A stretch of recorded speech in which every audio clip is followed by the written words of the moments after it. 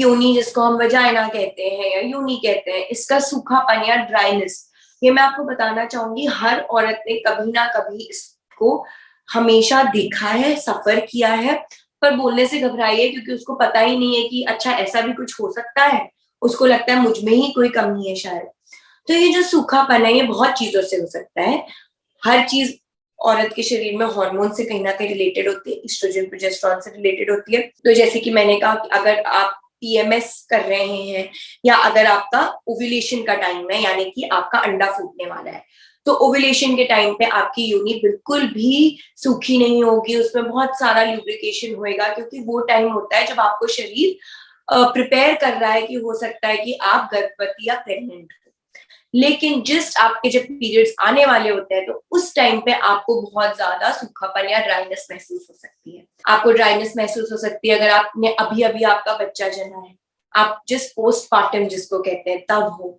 या फिर आपकी उम्र धीरे धीरे जैसे बढ़ रही है, तो किसी को 35 के बाद, किसी को 40 के बाद धीरे धीरे जैसे कि मासिक बंद होने का समय आने लगता है तो सूखापन महसूस होने लगता है। कई बार कोई भी कारण ना हो, पर अगर आपने संबंध बनाने से पहले, जिसको हम फोरप्ले बोलते हैं इंग्लिश में, यानी कि औरत को आपने आराम या कंफर्टेबल नहीं किया है, सीधे आपने संबंध बनाने की कोशिश की है, तो औरत का शरीर गीलापन नहीं करेगा, आपको सूखापन ही महसूस होएगा। तो वो एक कारण बहुत बड़ा हो सकता है। और या फिर कभी जीवन में स्ट्रेस है, एंजाइटी है, डिप्रेशन है, आप किसी चीज से गुजर रहे हो, उस दौरान आपको सूखापन महसूस हो सकता है। तो बहुत कारण हो सकते हैं।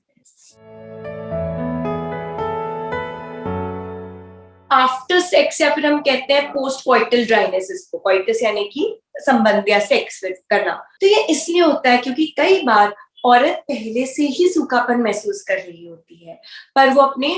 पार्टनर को बोलने से घबराती है क्योंकि उसको ये लगता है कि उसकी कुछ कमी है, तो वो उसी में संबंध बना लेती है। और जो फ्रिक्शन होता है, अगर मैं अपने हाथ को बहुत जोर जोर से मलूं, मुझे 5 मिनट बाद यहाँ पे सूखापन महसूस होने लगेगा। पर हाँ, अगर मैं इसी पे कुछ एक जेली या फिर एक कोई मॉइस्चराइजर या फिर कोई एक तेल लगा के और फिर उसके बाद उसको मलूं, तो मैं 10 मिनट तक भी मलती रहूं तो मुझे आनंद देगा, वो मुझे एक अच्छी मालिश, एक अच्छा सेंसेशन देगा। तो वही कारण है कि ऐसा नहीं है कि सूखापन संबंध के बाद होता है, सूखापन पहले से होता है, वो संबंध करने से बढ़ जाता है जब हम उस सूखापन को ठीक से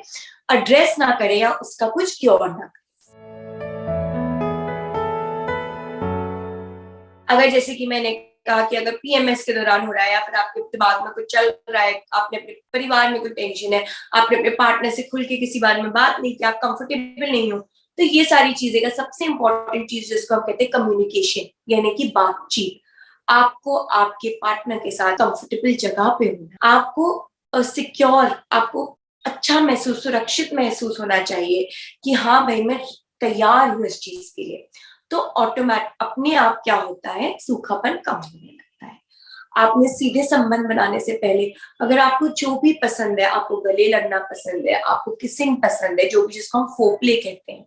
वो चीज सूखापन कम करने के लिए बहुत मदद करती है। उसके बाद अगर सूखापन हो रहा है तो इस चीज के लिए ल्यूब्रिकेंट एक चीज अवेलेबल होती है मार्केट में, जिसको हम हमेशा कहते हैं वाटर बेस्ड, यानी कि जिसमें पानी वाला, तेल वाला नहीं, क्योंकि उससे इन्फेक्शन भी हो सकता है और कॉन्डम का फेलियर रेट या कॉन्डम फटना ये सब भी हो सकता है। तो आपने पानी यानी कि वाटर बेस्ड वाला ल्यूब्रिकेंट मार्केट पे बहुत सारे मिलते हैं, दवाई की दुकान में मिल जाएंगे आपको, वो लेना है, उस चीज को यूज करना है।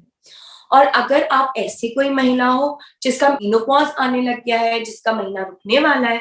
तब आपने जाके आपके डॉक्टर से मिलना है, क्योंकि ईस्ट्रोजन के कुछ हार्मोन के भी कुछ क्रीम्स आते हैं, कुछ अलग दवाइयां होती है जिसको थोड़े टाइम के लिए देना होता है, ज्यादा टाइम के लिए हम नहीं दे सकते। तो उन चीजों को फिर आपको डॉक्टर से प्रिस्क्रिप्शन लेके डॉक्टर की एडवाइस के हिसाब से लेना होता है। तो इलाज है, घबराइए मत, जिस भी समय पे, जिस भी उम्र पे हो रहा है, हर सब चीज का इलाज है।